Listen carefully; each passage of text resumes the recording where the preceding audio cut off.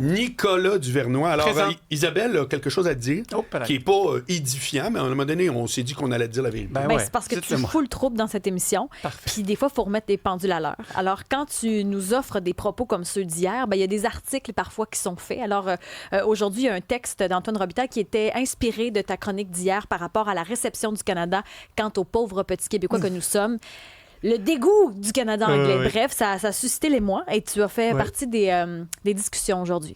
Ben, tant mieux. Tu sais, parlez-en bien, parlez-en mal. L'important, c'est qu'on dise la vérité. Ben non, il disait rien de mal. Non, moi, j'aime ça de baver. Non, je sais. Toi. Non, mais effectivement, tu sais, j'ai reçu beaucoup de commentaires, moi aussi, puis, sur ces propos-là.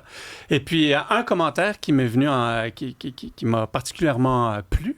Pas parce que ça me donnait raison, mais c'était comme, enfin, quelqu'un qui le dit, tu sais. Puis je trouve que c'est la place, justement, en tout cas, c'est ma place, moi, tu sais, d'essayer de vraiment montrer les coulisses, autant du monde des affaires que de la société, de la manière que je la vois. Puis j'aime ça quand, justement... Tu fais un excellent résumé de c'est quoi un chroniqueur. Ah, ben, non, je le dis très honnêtement.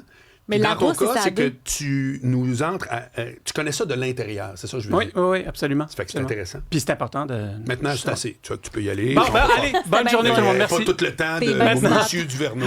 Non. Mais c'est intéressant. Puis je vais parler d'un autre sujet que je trouve super... Je dis plus passionnant parce que je dis toujours passionnant. Oui. Mais quoi, je suis un homme passionné. Mais 62 jours avant les élections, la dernière fois je t'ai dit, c'était à 75 jours, le 5 octobre. Donc, je fais mon devoir de citoyen. Je rappelle au monde à quel point ça arrive à vitesse grand V. Puis on va voir les 5 principaux partis. C'est fou, hein? Les 5, on dirait en plein été, tu sais, on sent pas cette aujourd'hui, il fait beau. On ne le sentira jamais, tu me diras. Mais il fait beau, donc là, tu sais, on s'y attend pas. Mais bientôt, on va devoir se déplacer aux urnes pour pouvoir voter. Et il y a les 5 politiciens, 5 principaux chefs de parti qui vont parcourir la province pour pouvoir vendre leur vision, leur programme, leurs ambitions. Et puis, je me suis dit, tu sais, il y a des chefs qui passent, puis il y a des chefs qui passent pas. Oui, il y a des députés aussi là, qu'on aime moins, qu'on aime plus, mais allons vers les chefs. Je me suis dit, qu'est-ce qui fait en sorte qu'on aime un chef, finalement? Parce que des fois, moi-même, j'ai plus d'amour, en quelque sorte, professionnel, en quelque sorte, avec des chefs que j'ai pas nécessairement les mêmes visions ou les mêmes opinions politiques. Puis il y en a que pourtant, ils pensent un peu comme moi, mais que je suis comme, coudonc, il ne sait pas parler, ou il n'y a aucun charisme. Qu'est-ce qui fait en sorte qu'on aime un leader ou qu'on ne l'aime pas? C'est vraiment ça que je me suis posé comme question ce matin. Et puis, tu sais, quand on élit un premier ministre, c'est pas juste quelqu'un qui prend des décisions, c'est quand même quelqu'un que tu as besoin d'avoir confiance quand, disons, il y a une pandémie qui arrive. C'est qui peut gérer vraiment ces crises-là? C'est qui peut nous rendre fiers quand il nous représente à l'international ou qui gère ton portefeuille. Qui gère notre portefeuille, effectivement. Et donc, j'ai commencé à réfléchir à ça, puis j'ai regardé que dans l'histoire, tu sais, moi, j'aime beaucoup l'histoire, j'aime beaucoup des personnages historiques, et puis j'ai réalisé que il y a plein de leaders qui sont restés dans l'histoire, qu'on les aime ou qu'on les aime pas, ça, c'est une question à part, parce qu'ils sont souvent très polarisants, ces personnages-là. Mais ils ont tous quelque chose en commun, c'est qu'ils ont une identité claire. Et ça... c'est ce que je reproche souvent aux politiciens d'ici, où c'est souvent la politique de la girouette, où ça change vite selon les sondages, ça change vite selon le sujet du moment.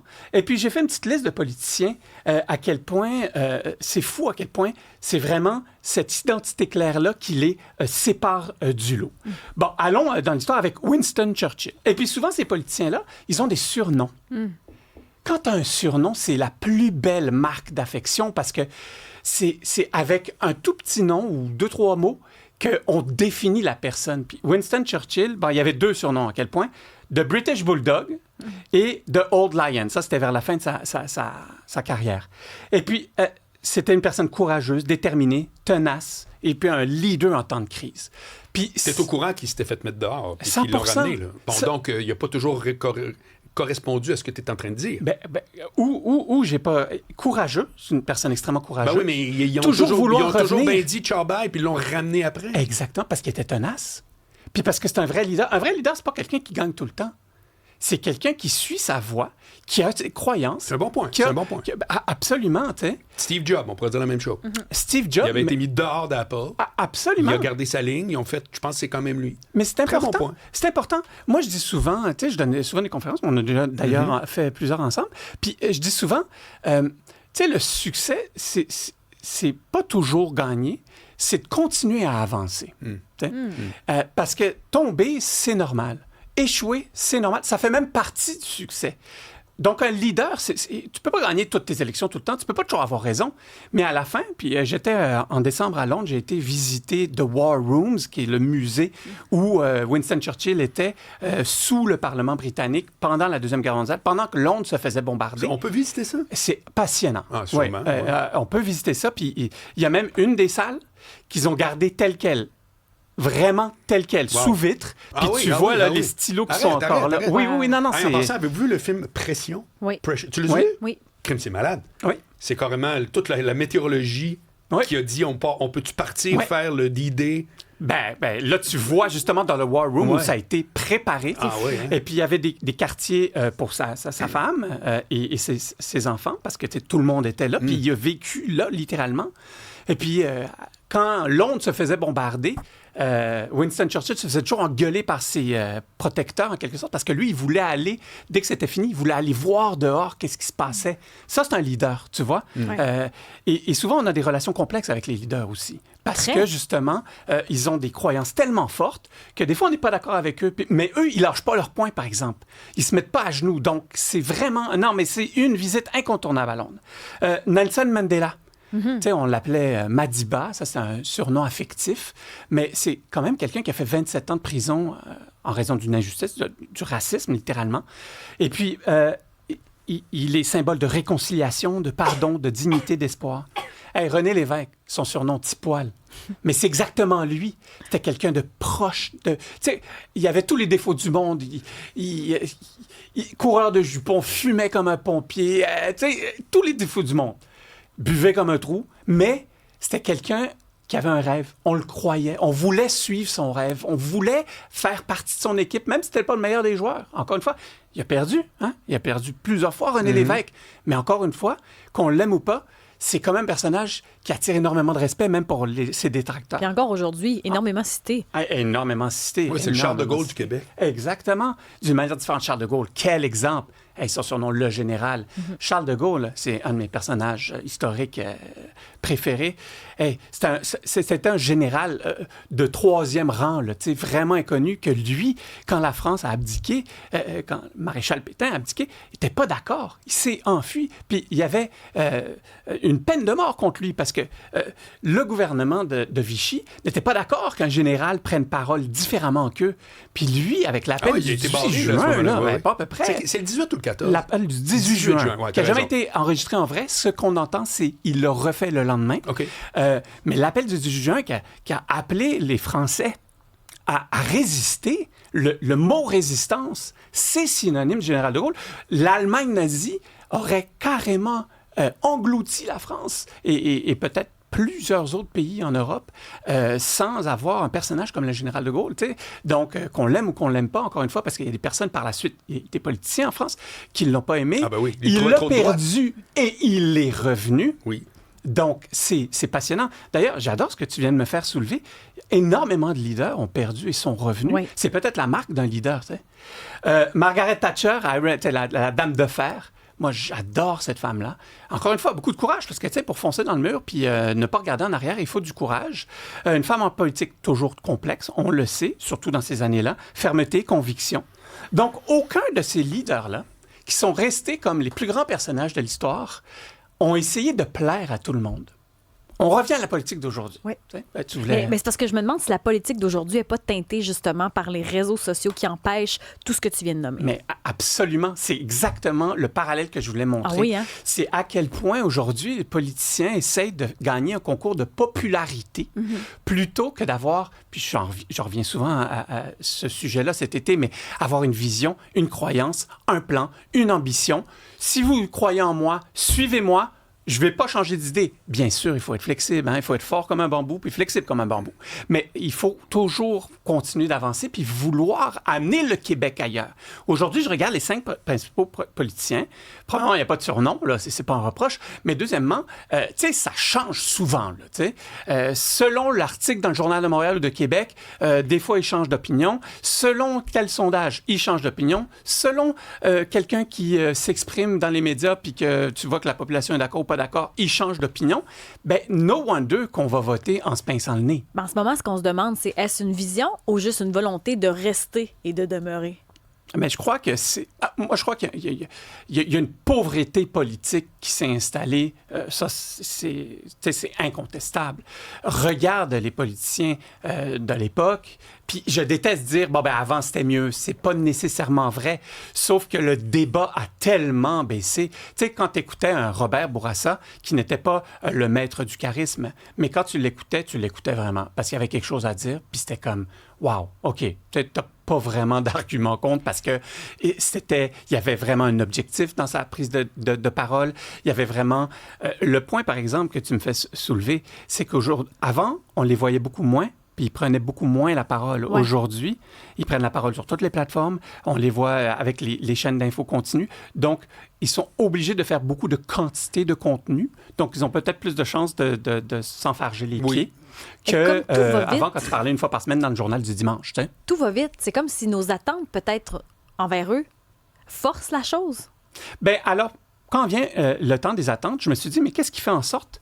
Je peux pas reprocher à un Éric Duhem de ne pas avoir sauvé l'Europe du nazisme. Ouais. On peut pas faire ça.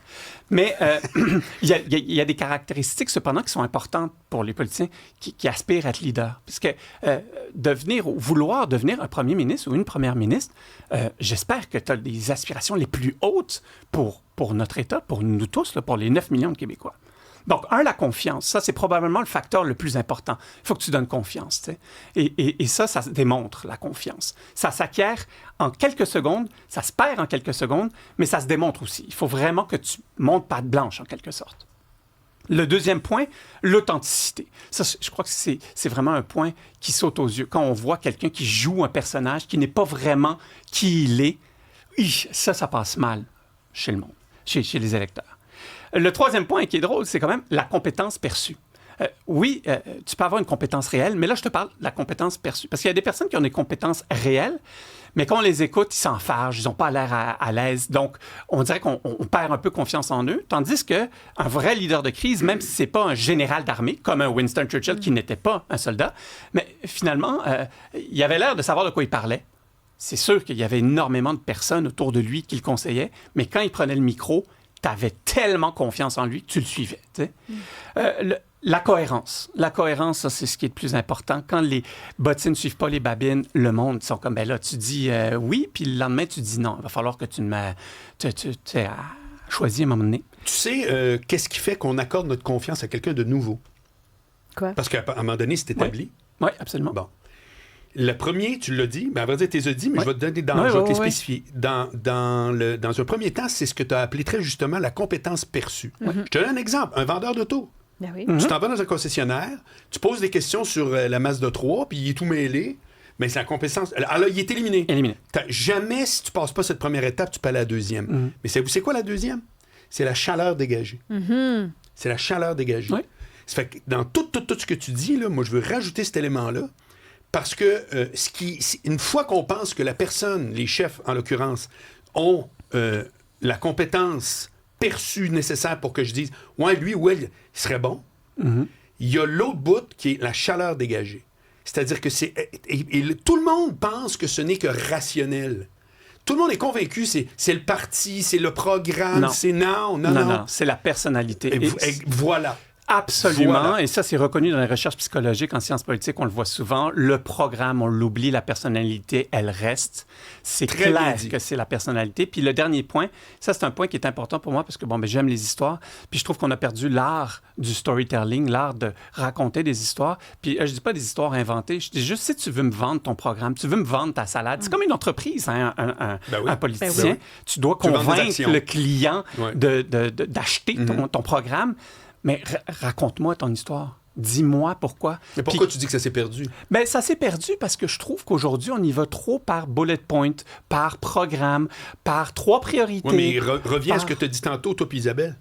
Les médias sociaux, la télé, le fait que ça c'est carrément ça, man. Absolument. Tu peux pas renouveler une histoire fondamentale. Même nous autres. Est-ce que tu penses que moi-même, quand j'agis comme chroniqueur, trouves-tu qu'à la fin de la semaine, je n'ai tiré 5 fantastiques? Non. Ça va trop vite. Ben, c'est exact. Moi, j'ai l'impression qu'Internet, je vais aller plus loin que les réseaux Internet, tout ça nous a apporté plein de belles affaires, mais ça va aussi très, très, très, très vite, trop vite.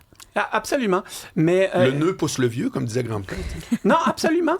Mais je trouve que c'est important quand même pour un leader ou les aspirants leaders là, d'imposer leur rythme aussi.